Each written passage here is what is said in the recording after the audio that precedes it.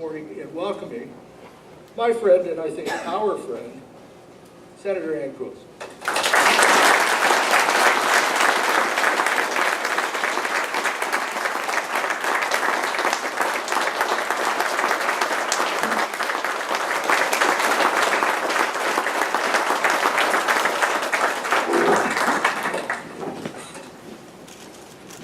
I'd just like to begin by having a sip of water. I would like to say that this is something of a special moment for me today, because I am in the presence of several of you, but two people, both of whom mean a great deal to me. And one of them is my dear friend who just introduced me, Roger Galloway. And Roger Galloway, I would love to thank you publicly for your work and contribution on this file. And I would also like to say to many of you that Roger and I, the two of us, were a multitude in politics on the floor of the House. I would also like to acknowledge again my dear friend Aaron Pizzi. Can I just put my things on top of this? Yeah, sure, that's fine. Okay, fine, thank you. My dear friend Aaron Pizzi, as I said before, my soul sister and my soul mate, as we came to similar conclusions and did similar work on two sides of the Atlantic. And we've been friends, very close friends now for many years. But we always knew of each other's existence before we met. And she and I have traveled a few miles together in Canada as well. I would like to perhaps situate, is there anywhere else that this thing can be put? Take it here. I appreciate this. I would just like to say that the cause that is before you and the things that you fight for are valid and just. And you should pursue your work at all times. I am 70 years of age and I am on the home stretch of my public career. So new and younger soldiers must come. So I encourage soldiers to arm themselves and to put on battle gear, because it is a fight. I want to do a few things, but one of the first things I want to do is to offer Roger a little bit of support in respect of what he just said. And the important thing about that committee, and I'll come back to that in a moment, was the enormity of the public support for fathers. And this is not easily understood by many today who still find themselves in desolate conditions. And we must remember at all times that no Divorce Act and no Act of Parliament ever intended or legislated the dispossession of fathers of their children, or the dispossession of children of their fathers. Somewhere or the other, the administration of the law, that has been happening and has happened. But in respect of what Roger had just said about the enormous support that committee's work enjoyed, I'd like to quote a poll that was published November 23rd, 1998 in the Ottawa Citizen, in an article actually written by a journalist called Chris Cobb, I think it was. I just happen to have it here inside of a speech. And the front page article was headlined, quote, "Public backs father's rights. Astonishing majority wants change to laws on access to children. Compass poll shows." Compass was the polling company that had done it. The pollster, Dr. Wynne, was quoted in the article saying, quote, "I cannot find an adjective to describe the intensity of public dismay over family issues and the unfulfilled rights of fathers and children. I'm surprised because these issues haven't been on the agenda of Canadian politics for a very long time. The most astonishing thing is the absolute consensus among men and women about how the rights and obligations of fathers and children are being ignored. So yes, the committee, it was a tough go, and we won the issues and we won public opinion, but the act still has not been changed. But we fought on. There were 2 future amendments to the act, 2 future bills, and we worked, Roger and I, buried them both. We got them well buried, and so we're still waiting.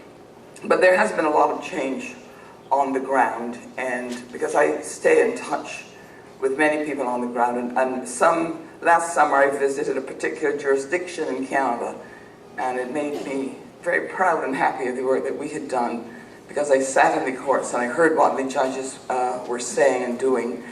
And there was one particular instance where a particular party was seeking to have the other party, well, it was a wife seeking to have the husband or the ex-husband deprived of access. And I actually heard that judge say, "Don't even ask for it. I do not deny any father access to his children without strong and good reasons." So there's that happening. So let me just move on to say, let us just look to try to understand how we've got here and why we are here and so on. So I thought I could take a little quick stroll through a look at some of the law in respect of wives and husbands, and in respect of mutual obligations and expectations and entitlements. So let us begin, for example, with some of this is going to surprise some of you. Let us begin with William Blackstone, as I mentioned before, and his work on the common law. And in his book, chapter 15 called Of Persons, he writes a whole section on relations between husband and wife. So when women refer to hundreds of years of oppression, it's not quite accurate. Not quite accurate. And I would like to make the point that the law viewed marriage as a civil contract between a husband and wife, agreements agreed upon, voluntary unions agreed upon, but they left the holiness of the union entirely to the ecclesiastical law. Many people do not realize that now. So the church's canon law used to look after that whole area. And the law in the civil aspect treated it like and as a contract. Agreements made, agreements honored. And to dishonor the contract was viewed as a violation of things holy and things legal. So I want to put this quotation out to you, excuse me, for your own thoughts. And he says, quote, because yesterday I made the point that men have been the protectors of women for centuries. And all of a sudden, men became the enemies of women. It's a staggering thing. So let me read how Mr. Blackstone concluded that chapter. Quote, he says, "These are the chief legal effects of marriage during the coverture, upon which we may observe that even the disabilities which the wife lies under are, for the most part, intended for her protection and benefit. So great a favorite is the female sex of the laws of England. Remember, all a woman had to do was to go to a store and charge any amount of goods, and husband was just expected to pay. And they did, dutifully. So let us understand the position of the law. I have searched Blackstone looking for that rule of thumb. It doesn't exist. It's not there. It's not there. So I just want us to send our minds thinking about the protection. You see, because I still wonder how could we allow such violation of human beings as what we're seeing today. So I'd like to cite you you would know this, unless you're from Ontario. Roger would know this. The old Deserted Wives and Children's Maintenance Act, which was the predecessor to the Family Law Reform Act in 1978. Quote, remember, deserted wives, excuse me, deserted wives. So you're going to be interested to learn the definition of desertion. Obviously, if a man leaves and abandons the home, there's a desertion. But there's another kind of desertion, which I should quote. Section 2, sub 2. A married woman shall be deemed to have been deserted within the meaning of this section when she is living apart from her husband because of his acts of cruelty or of his refusal or neglect without sufficient cause to supply her with food and other necessaries when able so to do, or of the husband having been guilty of adultery that has not been condoned and that is duly proved, notwithstanding the existence of a separation agreement. Here again you see the law protecting women. Constant protection. And I knew that act like the back of my hand. Because when I was building shelters and assisting women and children in difficulty, that was the act by which those women were sustained by endowments and payments from government. And it's a very complicated system under the General Welfare Assistance Act, very complicated. We don't have to go there. I just give you another example. The old Married Women's Property Act, 1859, in that era, women started to be able to own property separately from their husbands. And so let's look at and this Married Women's Property Act was still in force, I believe, up until the Family Law Reform Act. I think Rogers nodded, so it's in force. So we look at Section 13, and we find that protection, but look at the extent of the protection. So Section 13, sub 1, any married woman, and it lists having a judgment for alimony, who lives apart from her husband, whose husband is mentally incompetent, and on and on and on. Listen to this. May obtain an order of protection entitling her, notwithstanding her coverture, to have and to enjoy all the earnings of her minor children, and any acquisitions therefrom, free from the debts and obligations of her husband, and from his control or disposition, and without his consent, in as full and ample a manner as if she were continued sole and unmarried. So I'm just trying to show you how the law has always protected women.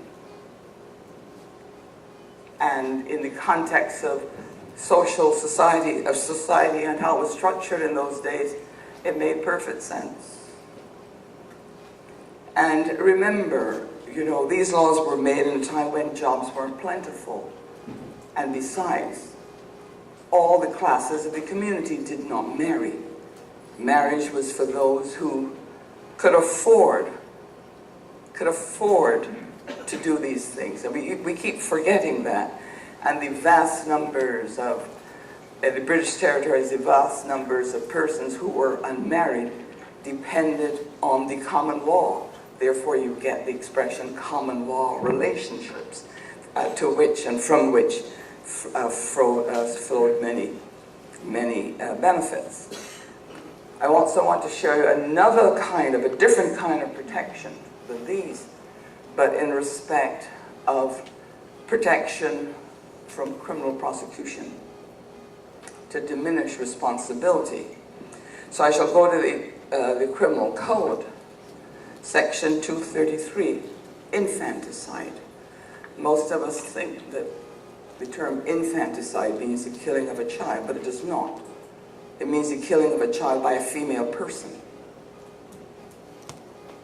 And very few people are aware of this distinction, but it diminishes responsibility. So I shall read you this section. And I do all of this so that you can see I didn't make any of this up. My ideas weren't pulled out of the sky or pulled out of my pleasure or of my will.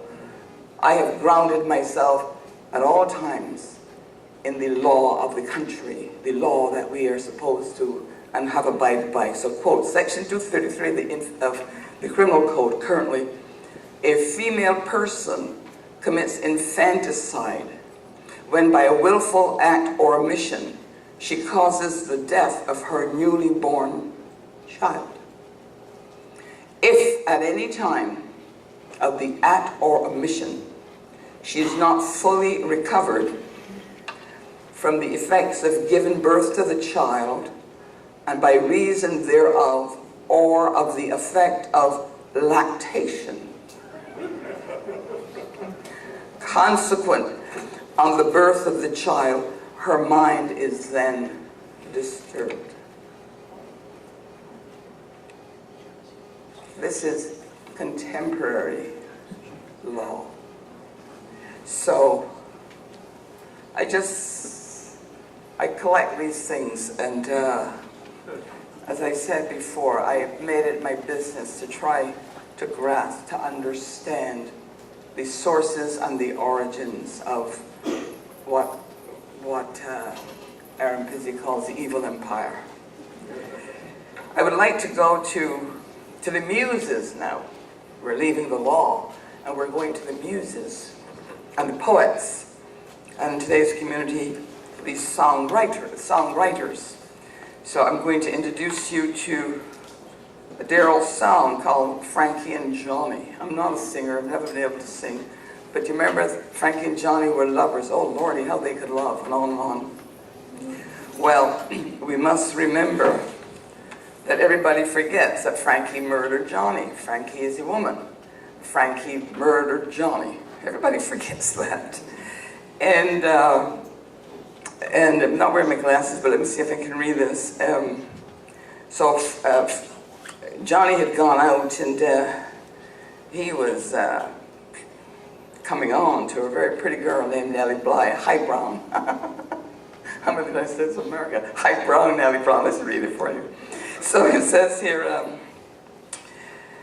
Frankie got out, that's right, she goes home. That's right, she goes to somebody, and somebody says, have you seen Johnny? And the fellow says, ain't gonna tell you no lie. Johnny went by about an hour ago with a girl named Nellie Bly. And of course he refrained, he was your man, but he done you wrong. This goes through the whole song. He was your man, he done you wrong. Anyway, so Frankie goes home and gets Johnny's gun and comes back and looks up and in the window so high, and she, quote the poem, saw her Johnny man a-loving up that high brown Nellie Bly. He was her man, but he done her wrong. Then Johnny saw Frankie a-coming out the back door. He did scout, but Frankie took aim, and with her pistol and the gun went root, a toot, toot, toot. That's the end of Johnny. So the Muses includes this in a lot of their work. And finally, in this layer of group of quotations, I come to the Greek tragedian Euripides and Medea. And this is all stuff I've read myself for years. And somewhere around 431, Euripides writes his famous Greek tragedy, Medea, about Medea and Jason, and Medea's murder of their 2 sons. Medea was a Greek enchantress who would help Jason to obtain the golden fleece. When Jason deserted her for another woman, she planned and carried out the murder of their 2 sons. So I'm going to read to you from Medea, an older version that matches the one that I would have read in school many years ago. And this is what Medea has to say. Let no man think that I am a feeble, frail-hearted woman who sits with folded hands. No, let them know me for the opposite of that. Continuing, one who knows how to hurt her enemies. Her maid is very distressed about the act that she is about to commit. And if time allowed it, I could read more of it because it really is very insightful. But she looks at the maid and pledges the maid to silence in the following words. Say nothing of the plans I have prepared. Don't say a word. If you are loyal to your mistress and loyal to the race of woman. So I just put that out to you just to inform us of our cultural norms and to remind us of the standards that we expect to abide by. So having said all of that, I want to come directly to a few of the issues that we canvassed yesterday and to one of my pet points, which is that violence, divorce, and all of these issues are all about the most vulnerable of all relationships, intimate love relationships, where vulnerability is the order of the day, and intimacy. So I wanted to say that my perspective has always been that of balance and fairness and equilibrium, grounded in the notion that human beings and human relationships are extremely complex, and that intimate family relationships involve personal vulnerabilities, elusive dynamics, and multiple emotions. Managing human relations and human dynamics is challenging, even for the well-equipped personality. For the not so well-equipped, managing human relations is daunting and sometimes nearly impossible. Life and human intimacy is a difficult road for many. Human emotions such as love, anger, expectations, and disappointments are driving forces. Human needs and human emotions are compelling.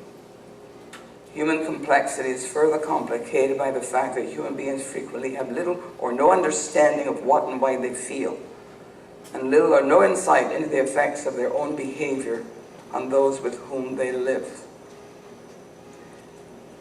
I wish to quote a very famous theological type.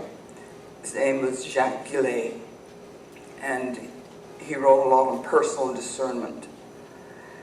And Gillet, and I got this in a book written by a priest named Father Green, quoting Gillet saying, we all work in darkness in a way.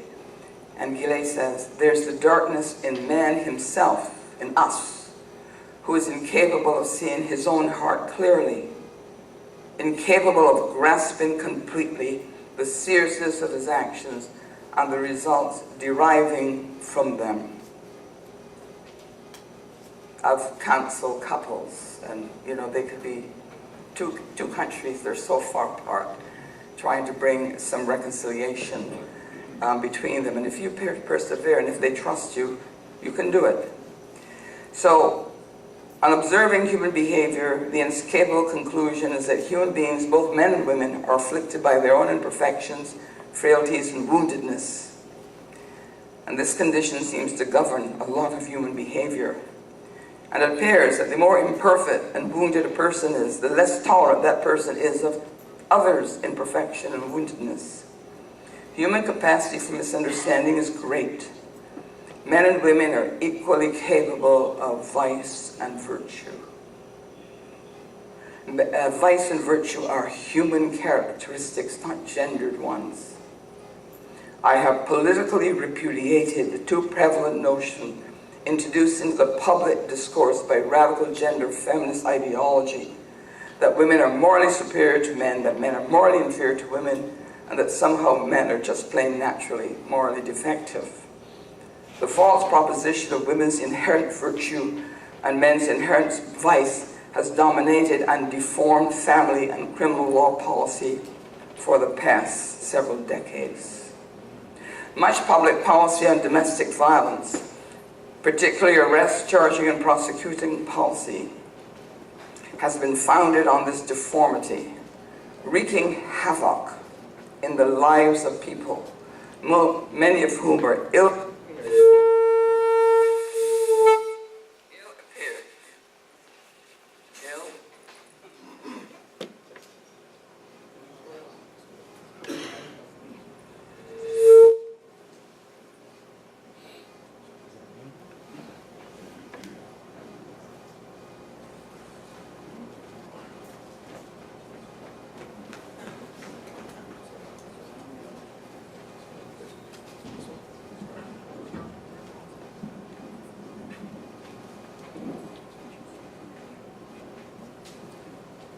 Is that better? Okay, good. In any event, I was saying that many human beings are ill-prepared and ill-equipped to handle such havoc. There have been many, large numbers of suicides on these matters. And the empirical evidence on violence within intimate partner relationships and within families confirms that domestic violence has been falsely framed as violence against women, and as a gender issue, and as a woman's question. I just want to lay out again, that is my position. And I think that I've been speaking with great balance and fairness and equilibrium, which is all I've ever strived to attain in the law. I want to touch very briefly the whole business of the patriarchy, because this was raised yesterday. And there's another concept that has wreaked havoc on us. And I believe I said yesterday that we are not ever to underestimate the sense of protection that men feel for women, because I can tell you I've seen bill after bill being passed with all the men agreeing because they were told this bill was needed to protect women. And so there has to be an explanation why so many people would vote so willingly on many of these issues.